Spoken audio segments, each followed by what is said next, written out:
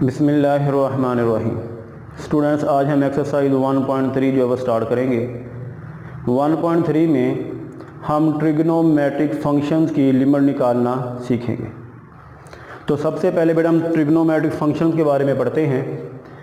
बेटा यहाँ पे हमारे पास जो बेसिक ट्रिग्नोमेट्रिक फंक्शंस हैं बेटा वो दो तरह के हैं। एक है साइन ऑफ थीटा और दूसरा हमारे पास कोस ऑफ थीटा।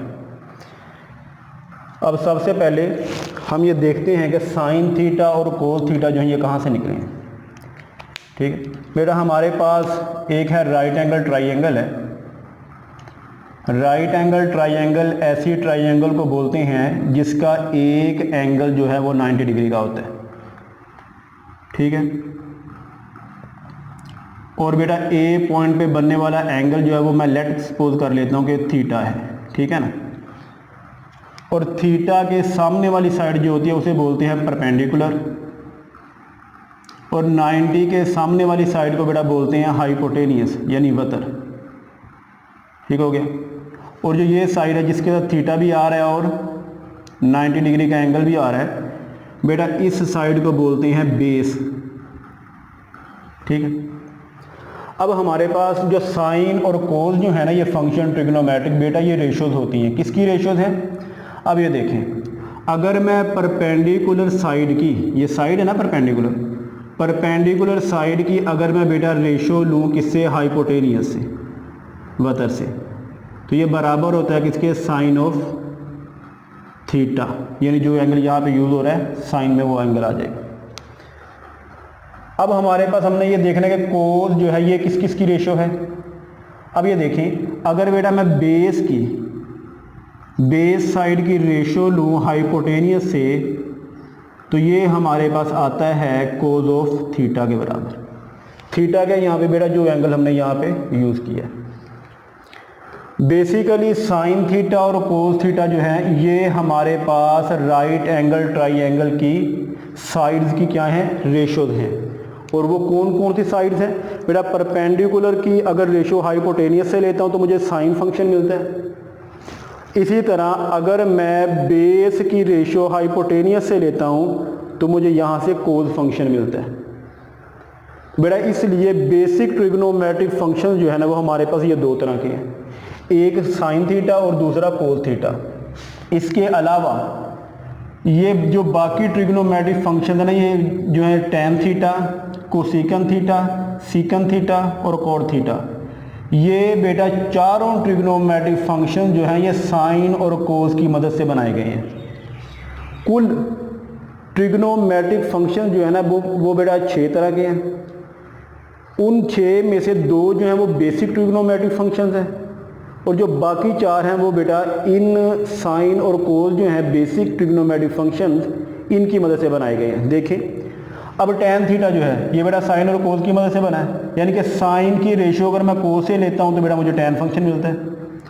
कोसेकन थीटा क्या है? अगर मैं साइन थीटा का रेसिप्रोकल ले लेता हूँ यानी साइन थीटा को उल्टा देता हूँ तो मुझे कोसेकन थीटा मिलता है। सीकन थीटा क्या है? अगर मैं कोस थीटा को बेटा उल्टा दूँ, इसका रेसिप्रोकल ले लूँ तो मुझे सीकन थीटा मिलता है। अब कोट थीटा क्या है? अगर मैं टैन थीटा को बेटा उल्टा देता हूँ यानी कि टैन थीटा क्या था? साइन ओवर कोस, तो कोट क्या है? कोस ओवर साइन, यानी कि कोस ऊपर चला जाए साइन नीचे आ जाए वो क्या बन जाएगा? कोट थीटा बन जाएगा। अब बेटा हमारे क्वेश्चन के अंदर अगर कहीं पे आपको टैन थीटा नज़र आए तो आपने उस टैन थीटा को साइन ओवर कोस में कन्वर्ट कर लेना है। ठीक है, इसी तरह अगर कोसेकन थीटा नज़र आए आपने इसकी जगह पे 1 ओवर साइन थीटा जो है वो पुट कर देना है। अगर सीकन थीटा नज़र आए बेटा अगर ज़रूरत पड़े तो आपने वहाँ पे 1 ओवर कोस थीटा क्या करना है? पुट कर देना है सीकन थीटा की जगह पे। इसी तरह अगर कॉट थीटा फंक्शन में नज़र आए और आपको सिंप्लीफिकेशन की ज़रूरत हो तो आपने वहाँ पे cos theta over sine theta जो है वो पुट कर देना है। अब बेटा हमारे पास ट्रिग्नोमेट्रिक फंक्शंस के अंदर लिमिट के केस में कुछ रिजल्ट्स हैं। सबसे पहले तो मैं वो क्वेश्चन स्टार्ट करने से पहले हम वो रिज़ल्ट जो है वो समझेंगे।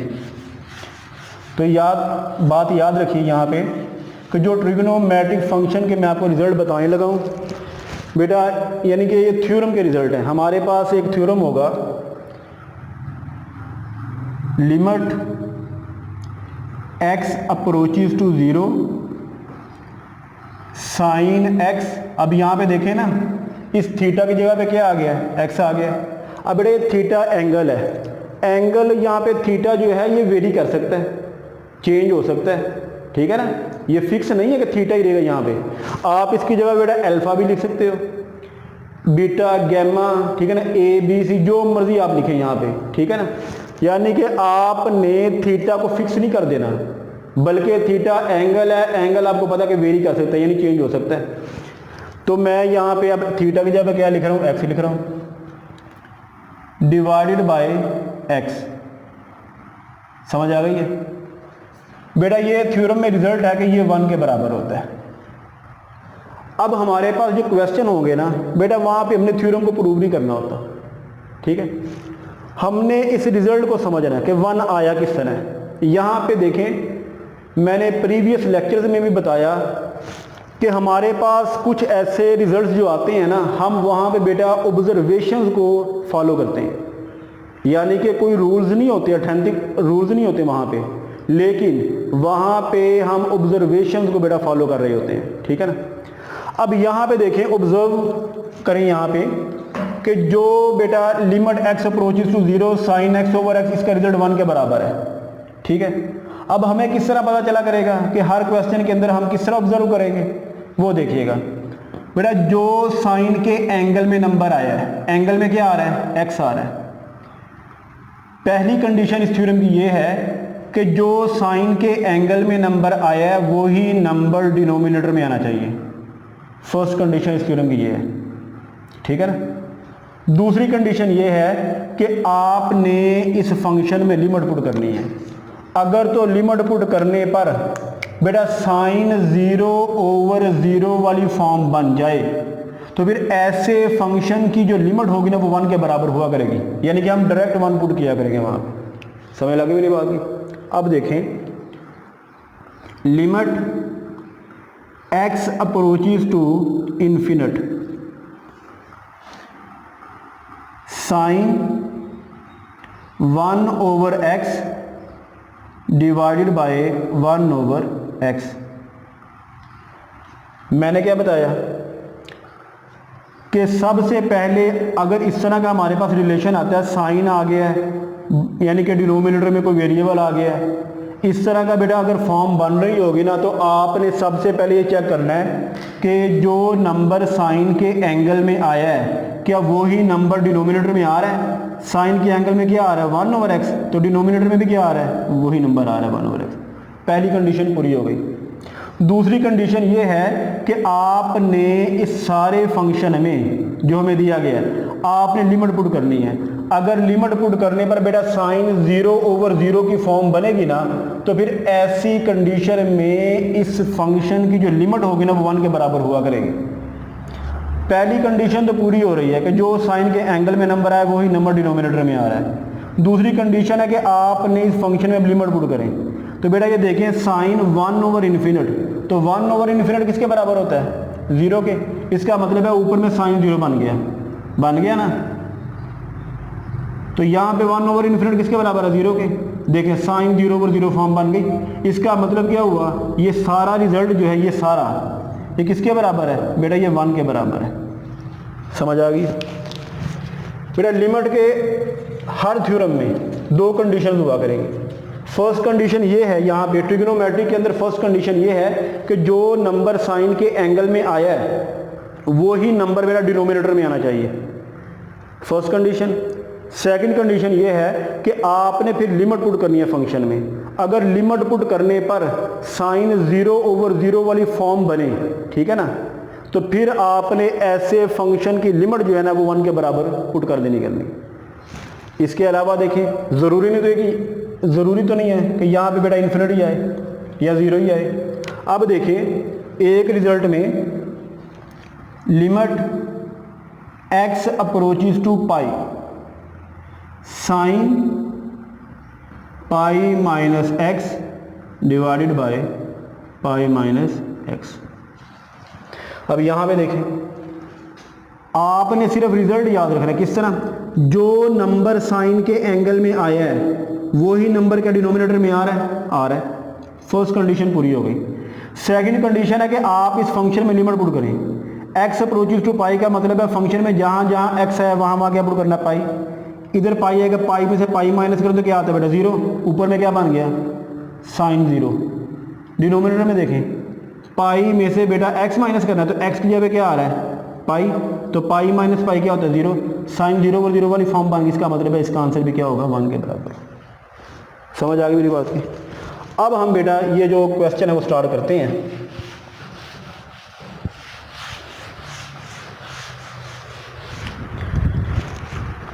एक्सरसाइज 1.3 का क्वेश्चन नंबर 1 का फर्स्ट पार्ट देखें।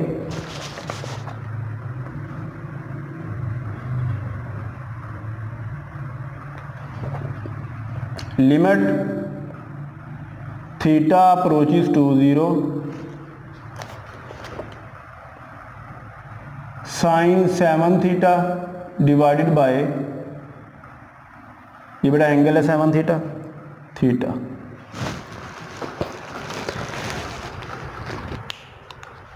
सॉल्यूशन इसका देखें बेटा, लिमिट थीटा अप्रोचेस टू 0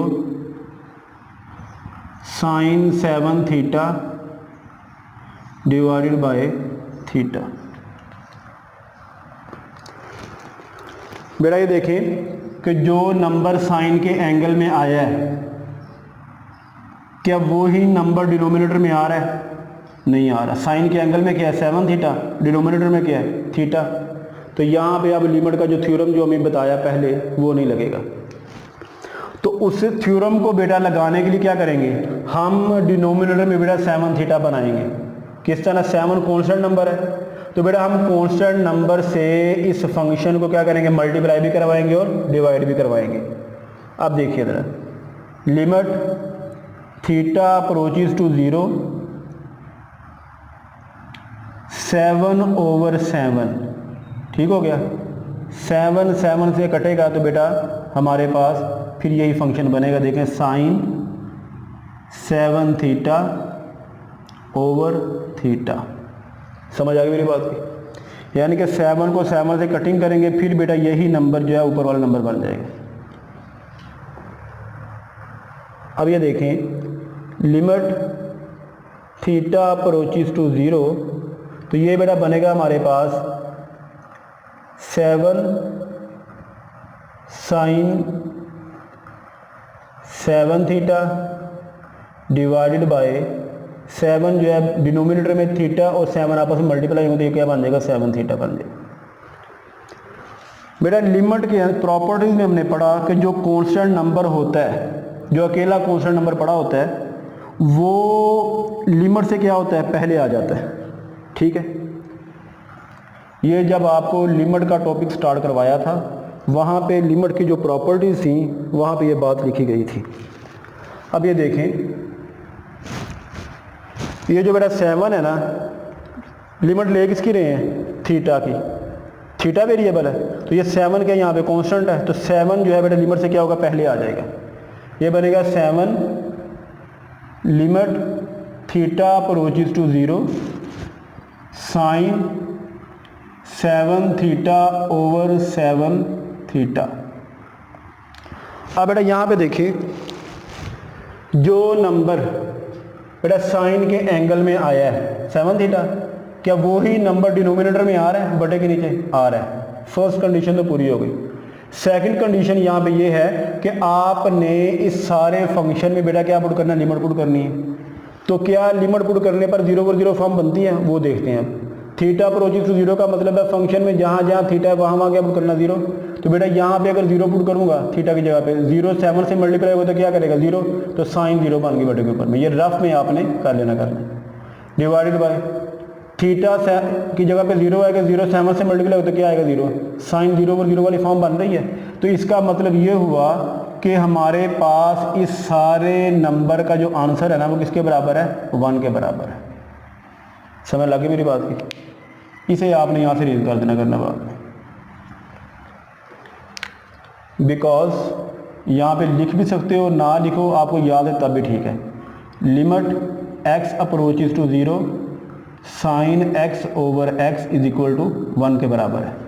यानी कि जो नंबर साइन के एंगल में आया वही नंबर डिनोमिनेटर में आ रहा है। लिमिट पुट करने पर साइन 0/0 वाली फॉर्म बन रही है, तो फिर ऐसे फंक्शन की लिमिट का आंसर हमेशा 1 के बराबर होता है, ठीक है ना। तो वही रिजल्ट बेटा यहाँ पे मैंने फॉलो किया। अब यहाँ पे 7 जो जब 1 से मल्टीप्लाई हो तो क्या आएगा बेटा 7, तो ये हमारे पास 7 जो है इस लिमिट का क्या है आंसर है। अब बेटा क्वेश्चन नंबर 1 का सेकंड पार्ट देखें।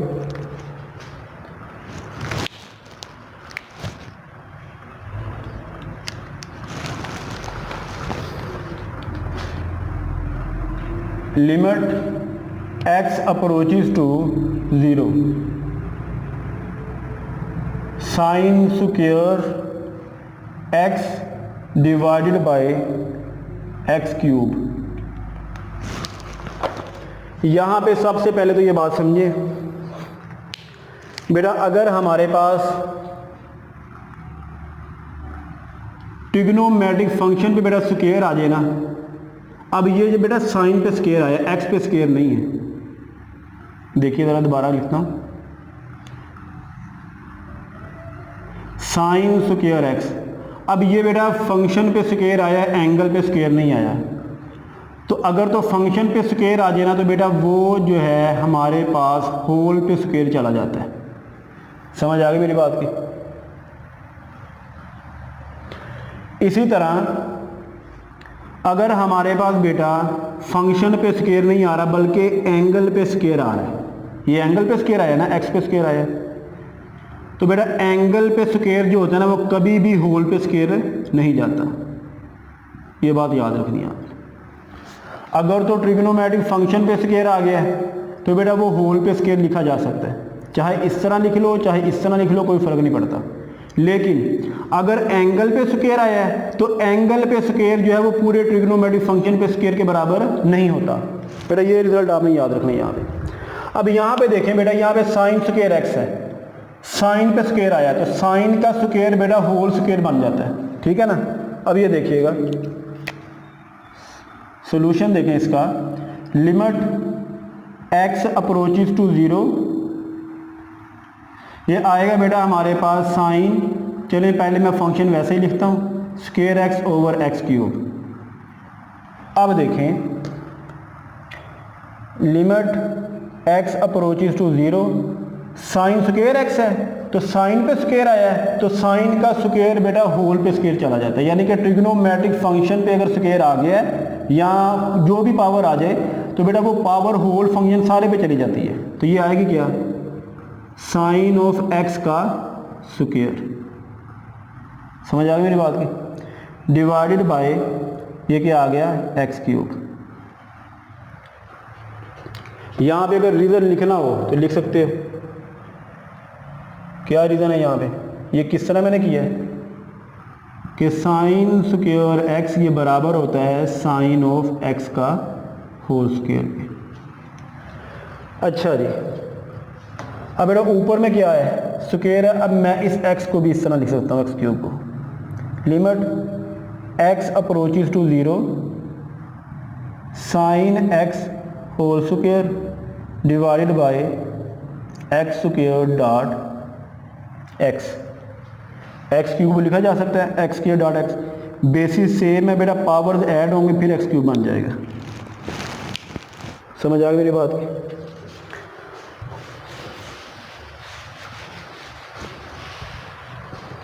अब ये देखें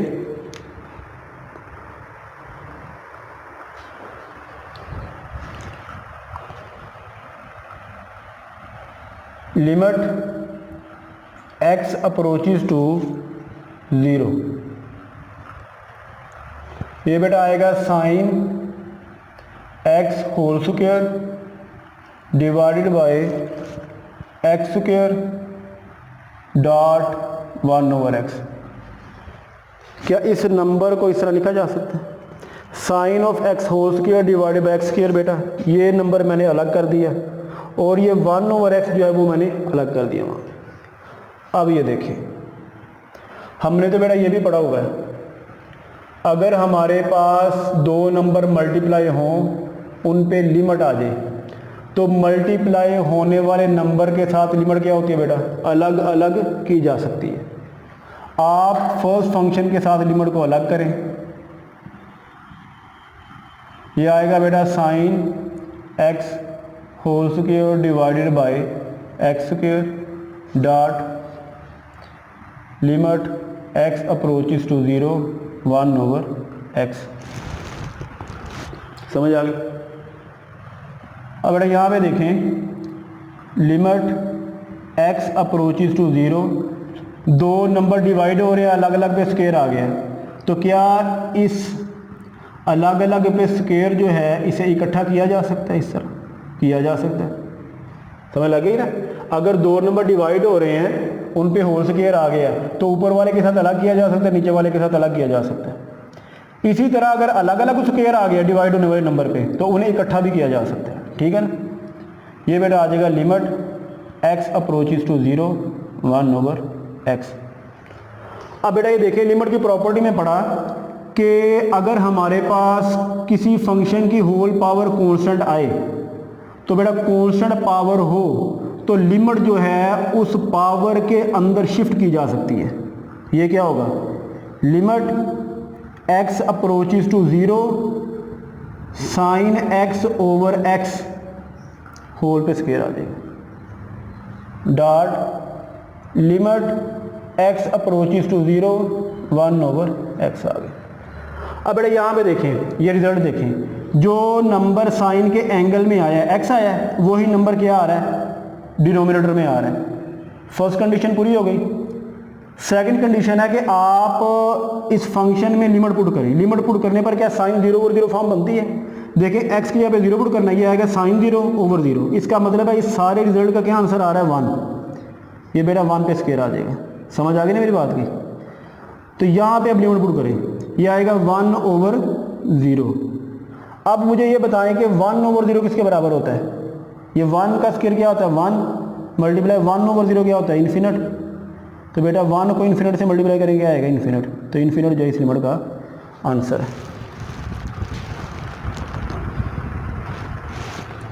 समझ आ गई ना मेरी बात की?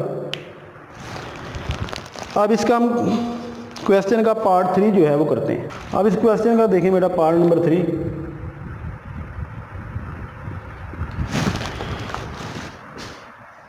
लिमिट एक्स अप्रोचेस टू 0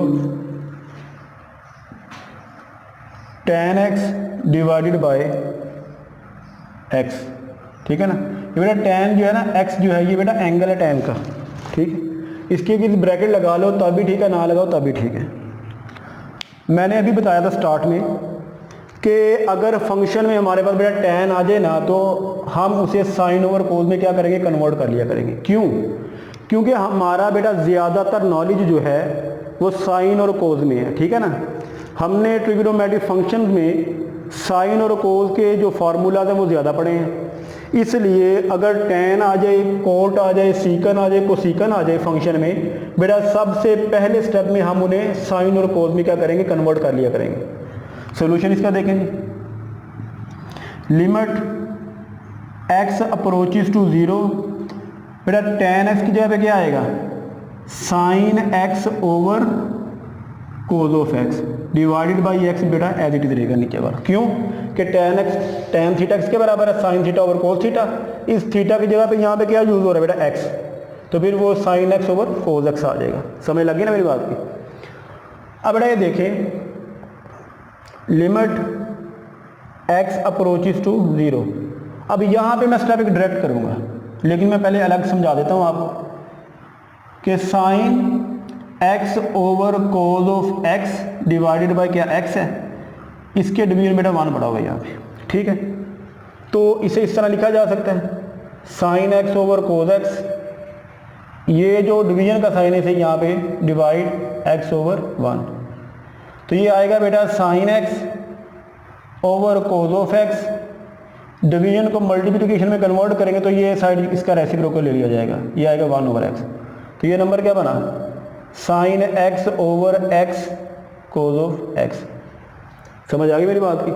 तो यहाँ पे देखें बेटा ये बनेगा number sine x over x, तो यहाँ पे ऐसे ही कोस x नीचे आ जाएगा, ये बनेगा क्या? कोस ऑफ x। आया किस तरह?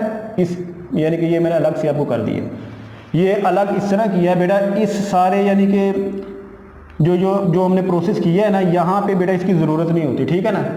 तो यहाँ पे बेटा आपने डायरेक्टली लिखना है, लेकिन लिखना किस तरह है, प्रोसेस क्या है वो मैंने अलग से आपको बता दिया। अब बेटा ये देखिए,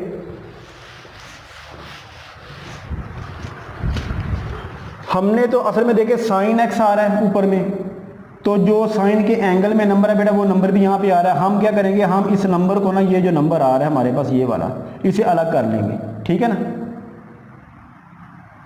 अब ये देखिए जरा, limit x approaches to 0 sine x over x multiply क्या बनेगा 1 ओवर कोस ऑफ x। ये मैंने अलग अलग कर दिया। मल्टीप्लाई करवाएं दोबारा फिर बेटा यही नंबर बनेगा, यानी कि साइन x जो 1 से मल्टीप्लाई होगा बड़े के ऊपर साइन x आ जाएगा, x जब कोस x से मल्टीप्लाई होगा तो x कोस x आ जाएगा। मैंने अलग अलग किया है किस वजह से, कि मुझे यहाँ पे नज़र आ रहा था यहाँ पे साइन x ओवर x आ रहा है, तो यहाँ पे बेटा लिमिट का जो थ्योरम है ना वो अप्लाई होगा, ठीक है। अब बेटा देखिए, दो फंक्शन जो है बेटा वो मल्टीप्लाई हो रहे हैं, तो लिमिट का प्रॉपर्टी ये है कि लिमिट जो है फर्स्ट फंक्शन के साथ अलग हो जाएगी, मल्टीप्लाई लिमिट सेकंड फंक्शन के साथ क्या हो जाएगी, अलग हो जाएगी। अब यहाँ पे देखें, limit x approaches to 0 sine x over x multiply limit x approaches to 0 1 over cos of x। अब बेटा यहाँ पे देखें, इस फंक्शन में बेटा साइन के एंगल में क्या आ रहा है, x आ रहा है, वही नंबर डिनोमिनेटर में आ रहा है। पहली कंडीशन पूरी होगी। सेकंड कंडीशन यहाँ पे ये है कि लिमिट पुट करने पर क्या साइन 0 ओवर 0 फॉर्म बन रही है। देखें, x की जगह पे क्या आएगा 0, तो साइन 0 ओवर x की जगह क्या आएगा 0, साइन 0 ओवर 0 फॉर्म ही बन रही है। दोनों कंडीशन पूरी होगी। इसका मतलब है इस सारे रिजल्ट का क्या आंसर आएगा बेटा 1। समझ आ गई मेरी बात की। अब ये देखें, ये मल्टीप्लिकेशन का साइन है। अब हमारे पास बेटा 1 ओवर कोस x फंक्शन है, तो लिमिट x अप्रोचेस टू 0 का मतलब है कि x की जगह पे क्या पुट करना अपने 0, तो ये आएगा बेटा 1 ओवर कोस ऑफ 0। अब बेटा ये देखें, 1 मल्टीप्लाई 1 ओवर कोस 0 किसके बराबर होता है 1 के। अब ये बात यहाँ पे याद रखनी है, कोस फंक्शन जो है ना ये बेटा x एक्सिस पे अपनी वैल्यूज जो है ना 1 पॉजिटिव x एक्सिस जो भी आएगा इसके एंगल में, देखिएगा हमारे पास ये क्वाड्रेंट है, यहाँ पे बेटा 0, यहाँ पे π/2 पाई 3 π/2, इसी तरह बेटा फिर यहाँ पे क्या आएगा 2 पाई। समझ आ गई ना मेरी बात की। 0 यानी कि पॉजिटिव x एक्सिस पे जो एंगल आएंगे ना, यहाँ पे नंबर आएंगे, उन पे कोस अपनी मैक्सिमम वैल्यू देता है। समझ लग गई बेटा। ये देखें, ये 1 जो है बेटा इस नंबर से मल्टीप्लाई होगा तो ये क्या आ जाएगा 1 ओवर कोस ऑफ 0। अब कोस 0 किसके बराबर है बेटा, कोस 0 जो है हमारे पास इसका आंसर 1 के बराबर होता है, ठीक है। इसकी जगह पे क्या आ गया 1 ओवर 1 किसके बराबर बेटा 1 के, तो हमारे पास इस लिमिट का आंसर जो है 1 आ गया। यहाँ पे रीज़न लिख ले, because cos of 0 is equal to 1। अब बेटा 0 जो है ना ये हमारे पास x एक्सिस का एंगल है, देख लें ये भी x एक्सिस पे कोस जो है वो अपना आंसर 1 देता है पॉजिटिव x एक्सिस पे, और नेगेटिव x एक्सिस पे कोस का जो आंसर है वो -1 होता है। समझ लगी मेरी बात की। और y एक्सिस पे बेटा कोस अपना आंसर 0 देता है, ठीक है। इसी तरह साइन फंक्शन का भी ये रिलेशन है। साइन जो है बेटा जहाँ पे कोस मैक्सिमम होता है वहाँ पे साइन मिनिमम होता है, ठीक है ना। तो जब साइन का रिलेशन आएगा वहाँ पे भी आपको बता दिया जाएगा। अब बेटा क्वेश्चन नंबर 1 का 4th पार्ट देखें, limit q approaches to 0 tan pq divided by q। तो सबसे पहले बेटा हम इसे tan को साइन और कोस में कन्वर्ट कर लेंगे। ये आएगा जी लिमिट q अप्रोचेस टू 0, ये आएगा sine pq divided by cos pq divided by q। अब ये देखें जी, इसे अरेंज करें, लिमिट q अप्रोचेस टू 0 तो बेटा ये बनेगा number sine P Q divided by cos P Q. Division को बेटा मैं डायरेक्ट मल्टीप्लिकेशन में कर रहा हूँ, तो ये क्या आएगा 1/q, यानी कि प्रीवियस लेक्चर में डिटेल से ये बताया मैंने। अब बेटा ये देखें, limit q approaches to 0, sine P Q 1 से मल्टीप्लाई होगा तो क्या आएगा साइन पी क्यू, ये बनेगा number q dot cos of P Q. समझ आ गई?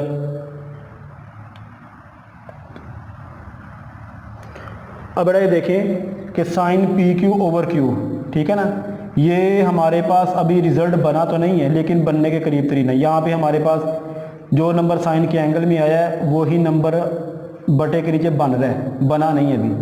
हमारे पास यहाँ पे p की कमी है, ठीक है ना, p यहाँ पे क्या है कांस्टेंट। क्यों? क्योंकि q की लिमिट ले रहे हैं, जिसकी लिमिट लेते हैं वो वेरिएबल कहलाता है लिमिट के केस में, और जिसकी लिमिट नहीं ले रहे होते बाकी तमाम नंबर यहाँ पे क्या कहलाते हैं कांस्टेंट। यहाँ पे बेटा q वेरिएबल है, p कांस्टेंट है, तो कांस्टेंट नंबर से हम बेटा मल्टीप्लाई और डिवाइड करवा सकते हैं। अब ये देखें, ये हमारे पास नंबर बनेगा limit q approaches to 0 sine P Q divided by q multiply 1 cos P Q. समझ आ गई मेरी बात की? अब बेटा ये देखें, दो फंक्शन क्या हो रहे हैं मल्टीप्लाई हो रहे हैं, उन पे लिमिट अप्लाई हुई है, तो लिमिट जो है वो मल्टीप्लाई होने वाले फंक्शन के साथ अलग अलग की जा सकती है। देखें जी, लिमिट q अप्रोचेस टू 0, ये आएगा जी sine P Q divided by q multiply limit q approaches to 0 1 cos of P Q. समझ आ गई इस बात की? अब देखें, जो नंबर साइन के एंगल में आया है क्या वही नंबर बटे के नीचे आ रहा है? नहीं आ रहा।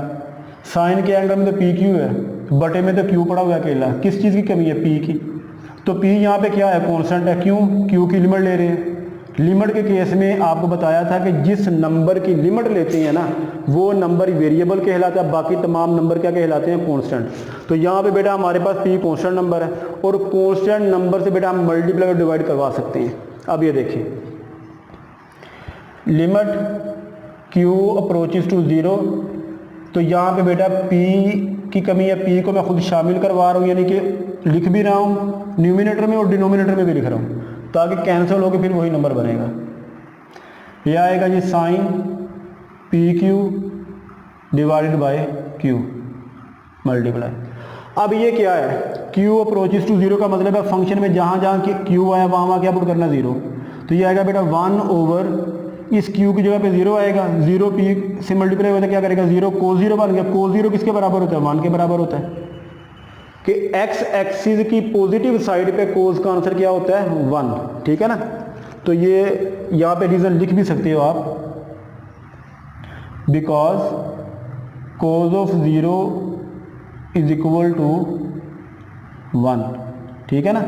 ये रीजन लिख भी सकते हो आप, जरा वादे लिख लो।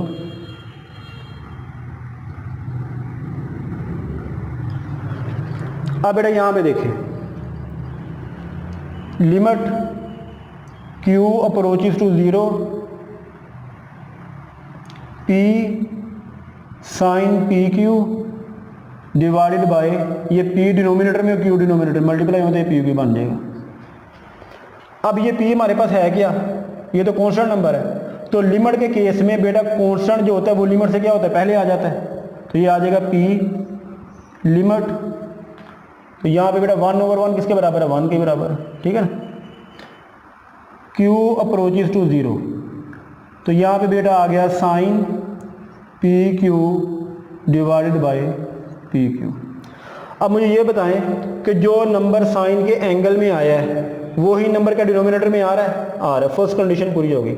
सेकंड कंडीशन ये है कि आप इस फंक्शन में लिमिट पुट करो। अगर लिमिट पुट करने पर साइन 0/0 फॉर्म बन गई तो फिर ये सारा रिजल्ट हमारे पास किसके बराबर आ जाएगा, 1 के बराबर। अब मैं सेकंड कंडीशन, फर्स्ट कंडीशन तो पूरी हो गई है, सेकंड कंडीशन देखें, क्यू की जगह पे 0 पुट करना है तो ये 0 पी से मल्टीप्लाई होगा 0 आ जाएगा, साइन 0 बटे के ऊपर आ गया, ये रफ में आपने लिख लेना है। ओवर क्यू की जगह पे 0 होगा, 0 पी से मल्टीप्लाई होगा तो क्या आएगा 0, साइन 0/0 फॉर्म बन गई। इसका क्या मतलब हुआ, ये सारा रिजल्ट किसके बराबर है, 1 के। ठीक हो गया। तो P 1 से मल्टीप्लाई होता है किसके बराबर आता है आंसर, P। तो बेटा P जो है हमारे पास इस लिमिट का आंसर है।